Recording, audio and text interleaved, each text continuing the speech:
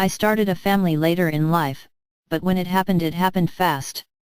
It felt like an insta-family just add water situation. In the span of a year I gave birth to my daughter, Piper, and gained 2 stepsons, Gunnar and Sawyer. Having spent my 20s married but without kids meant I had tons of discretionary time and money. I did a fair bit of traveling, played a lot of video games, spent late nights out with friends going to cool kitschy bars and microbrews, and paid an egregious amount of attention to myself and my own problems. I'm not gonna lie. It was good times. After my relationship with my first husband became complete, within a couple of years I met and fell madly in love with my now life partner, Joel. Joel came with luggage in the form of 2 sons, ages 2 and 4 when we first met, and a caustic relationship with his first wife. I'll let him tell the story of his relationship with his ex-wife should he ever want to someday, but I do want to indicate that it's not been an easy time of it. And that, of course, influences both his and my relationship with his sons. Initially the transition felt like someone had strapped weights around my ankles. Every little mundane thing in life felt like it took 10 times longer. And the infrastructure needed was incredible. I'd always left the house with only a phone, my license, and a credit card in my back pocket. Now I was hauling strollers and car seats and huge bags filled with diapers, toys, and breastfeeding accoutrements. So much of early child rearing was boring to me. It was not only a massive energy hog, it was a boring energy hog. Hell, just typing all of this out is boring. I don't know if most mothers can sympathize with that sentiment. I used to check in with other moms, gently probing if the boredom was getting to them, too. None of them seemed to know what I was talking about, and in fact were a little offended at the thought. I chalked it up to number NP mom problems. Being a new natural mother as well as a new stepmother took its toll on my psyche. I've been into personal development for a while and I'd been able to get pretty zen about most stuff. But parenting disabused me of any notion that I'd arrived. In fact, in some ways I felt massively regressive. I said things to Piper and to my stepsons that I couldn't believe exited my mouth. Words based on frustration and stress and exhaustion. The stakes felt so high and I felt so unqualified. I didn't really know what I was doing, but that didn't mean I could bow out. I remember watching a video that had gone viral of a young mother hitting her baby with a pillow while he cried. The video had caused global outrage. And while it was definitely disturbing to watch, I remembered the 3 weeks that Piper was colicky, routinely waking up at 2:30 a.m. every morning screaming and not stopping until about 6:30 a.m. I remembered the numbed out feeling I had, the anger that rose inside of me when the screaming would start. There were times when I broke down crying from exhaustion. As I watched the video that went viral I thought, but for the grace of God, Joel's patience and guidance were a lifesaver. The biggest challenge, however, was getting accustomed to 2 new kids who didn't really know what to make of me. I wasn't their mom, but I seemed to have a bunch of rights and privileges reserved for parental units. Were they supposed to listen to me? Obey me? Love me? Pretend to love me? Think that I loved them? I mean, what was going on here? By the time we really established any relationship, Gunnar was 5 and Sawyer was 3.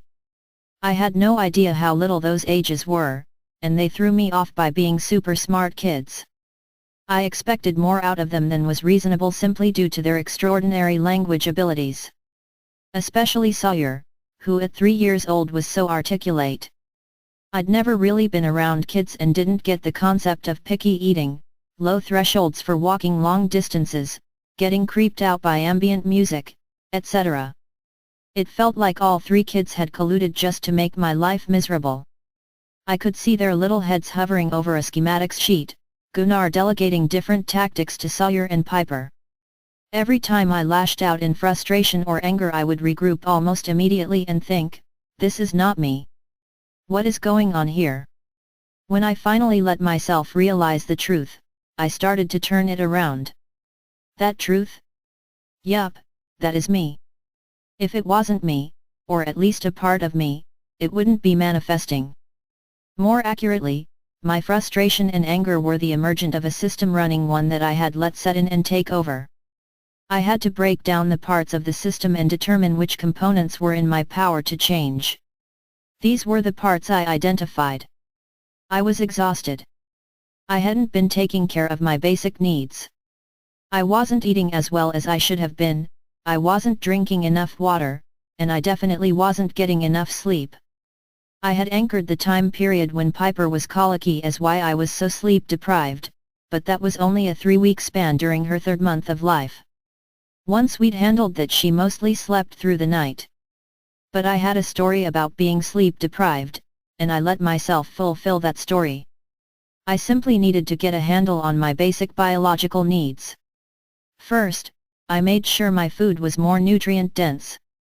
While I was breastfeeding, I justified eating everything in sight, since I always felt hungry, and I had to conscientiously take back control of how/what I was eating. I got back to making morning smoothies, which we still make faithfully, and I made sure to drink tons of water.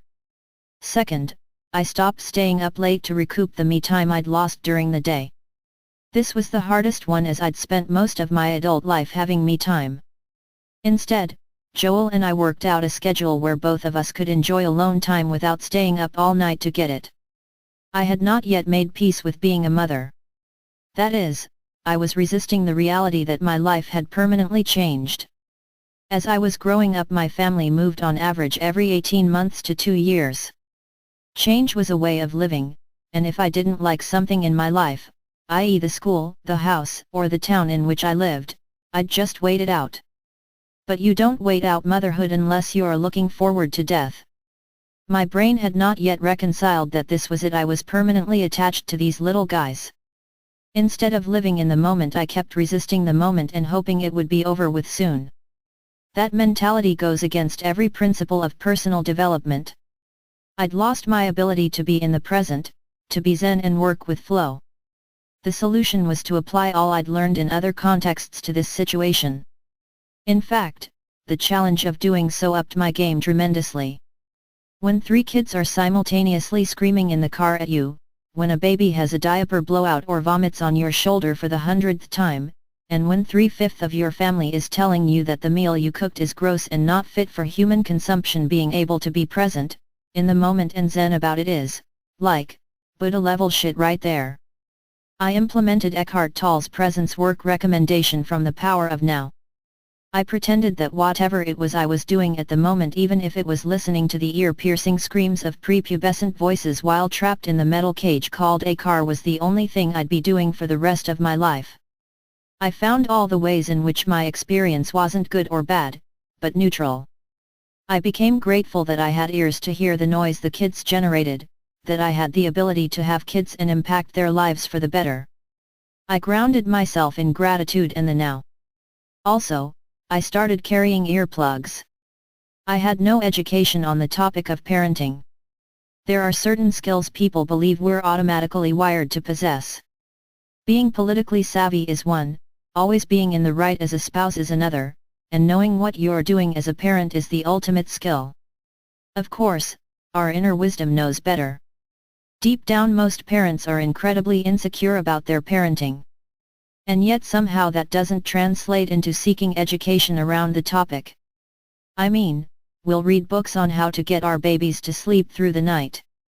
But we assume our instincts will get us through things like discipline and transferring good habits. I quickly learned the error of that thinking. One of my friends and colleagues, Ria Lala, helped quite a bit to teach me a new way of thinking about parenting.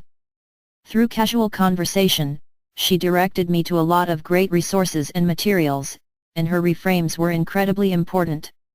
Simple things like, don't do timeouts, do time-ins to check in with your kid and figure out what needs are going unmet which lead to acting out. I recommend checking out Ria's stuff at buildgreatminds.com. I was projecting my feelings about their mother onto my stepsons. These 2 sweet little boys became a constant reminder to me of the dynamic struggle we had with their mom. It was as if I could right all the things I saw wrong with her if I could convince her sons to stop parroting her words and behavior.